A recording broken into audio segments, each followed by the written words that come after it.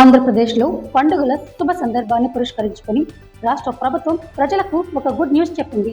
దసరా, దీపావళి పండుగలను పురస్కరించుకొని చేనేత వస్త్రాలపై భారీ రాయితీ ప్రకటించింది.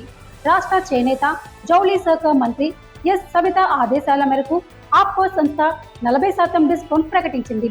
పండుగ వేళ తెలుగు సంప్రదాయానికి అద్దం పడేలా చేనేత బట్టల వినియోగాన్ని ప్రోత్సహించే ఉద్దేశంతో ఈ నిర్ణయం తీసుకున్నట్లు వెల్లడించారు.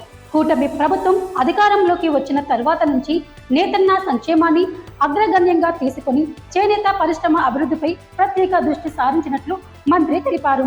రాష్ట్ర వ్యాప్తంగా అలాగే జాతీయ స్థాయిలో ఉన్న 92 ఆప్కో షోరూంలలో ఈ డిస్కౌంట్ అందుబాటులో ఉంటుంది. అంతేకాదు, ఈ కామర్స్ ద్వారా కూడా చేనేత దుస్తుల అమ్మకాలను నిర్వహిస్తున్నారు. వినియోగదారుల ఇళ్లకు నేరుగా డోర్ డెలివరీ సౌకర్యం కల్పించారు. ఇంటిల్లపాది చేనేత దుస్తులు ధరించి నేతన్నలకు ఆర్థికంగా అండగా నిలబడాలన్న సంకల్పంతో 40% రాయితీని అందుబాటులోకి తీసుకువచ్చినట్లు మంత్రి పేర్కొన్నారు.